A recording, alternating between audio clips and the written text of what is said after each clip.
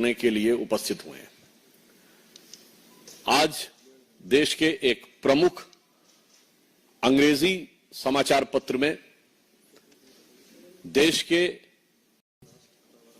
दलगत राजनीति से ऊपर उठकर एक संवेदनशील विषय के ऊपर देश का ध्यान आकृष्ट करने के लिए उपस्थित हुए हैं।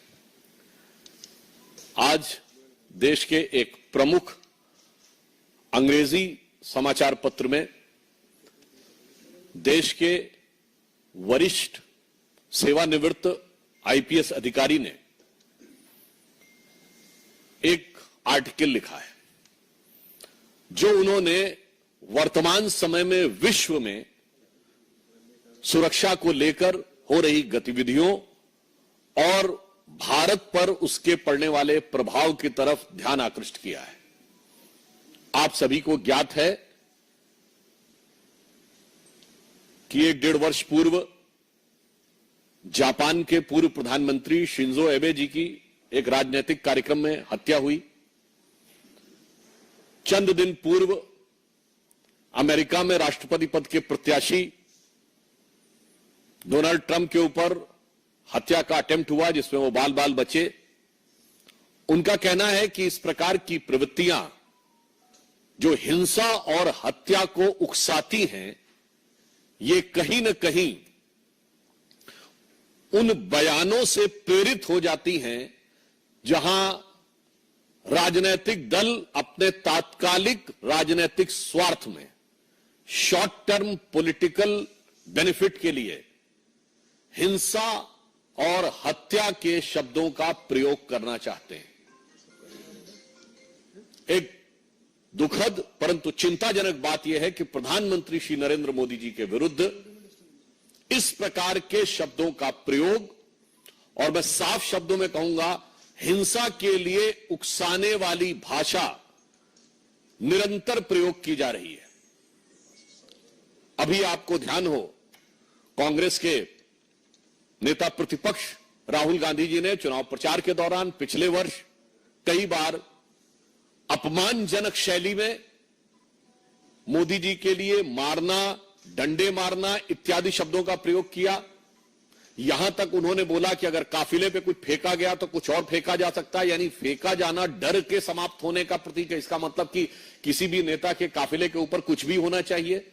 याद करिए कि जिस समय प्रधानमंत्री जी पंजाब के दौरे पे गए थे 2021 में, जिस ढंग से उनके सुरक्षा घेरे को तोड़कर उनकी सुरक्षा के लिए एक बहुत खतरनाक स्थिति का निर्माण किया गया था। और इतना ही नहीं है, हम बहुत साफ शब्दों में कहना चाहेंगे कि मौत और हिंसा जैसे शब्दों का प्रयोग बयानों में नहीं होना चाहिए। क्या यह सत्य नहीं है कि कांग्रेस के कई वरिष्ठ नेताओं ने मोदी जी के लिए इस प्रकार की मौत और उस प्रकार की मौत जैसे शब्दों का प्रयोग किया? छुटभैये नेता नहीं थे, कांग्रेस के पूर्व केंद्रीय मंत्री जैसे लोग थे।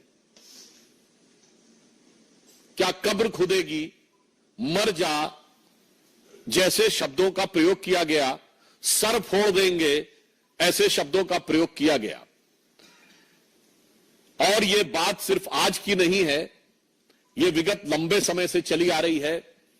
मोदी जी के लिए जिन लोगों ने बोटी बोटी काटने जैसे शब्दों का प्रयोग किया, वो दूसरी पार्टी से लाकर आज कांग्रेस पार्टी के सांसद बन चुके हैं।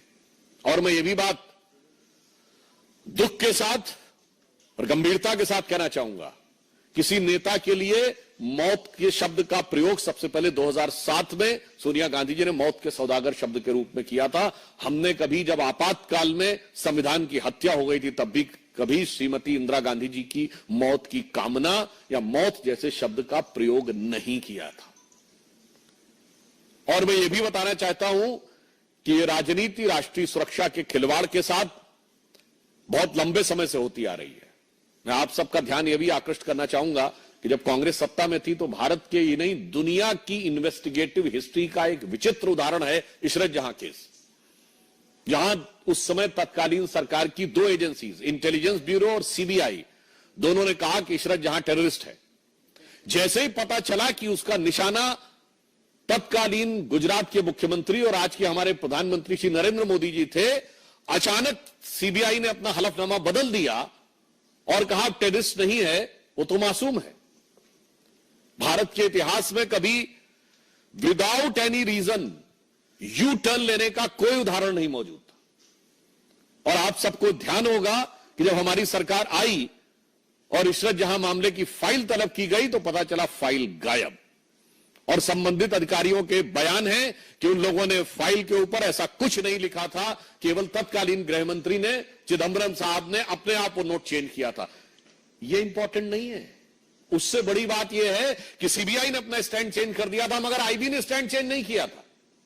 यानी आईबी पहले भी मान रही थी कि इशरत जहां टेररिस्ट है और बाद में भी मान रही थी इशरत जहां टेररिस्ट है। सीबीआई पहले मान रही थी टेररिस्ट है, मगर बाद में कहने लगी नहीं है। अर्थात दुनिया के इतिहास का इकलौता उदाहरण जहां एक ही सरकार की दो एजेंसीज एक दूसरे के खिलाफ खड़ी है। एक एजेंसी कह रही है कि टेररिस्ट है अमुक व्यक्ति, एक करे नहीं। क्यों?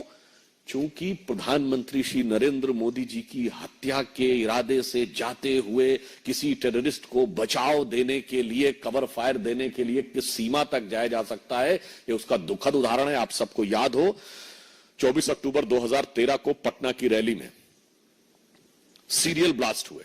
कांग्रेस की केंद्र में सरकार थी। मैं पूछना चाहता हूं क्या सुरक्षा व्यवस्था थी? नरेंद्र मोदी जी को Z+ सिक्योरिटी थी, और उसी सभा में हमारे तत्कालीन राष्ट्रीय अध्यक्ष और वर्तमान रक्षा मंत्री राजनाथ सिंह जी भी थे, उनके पास भी Z+ सिक्योरिटी थी सेंट्रल गवर्नमेंट की।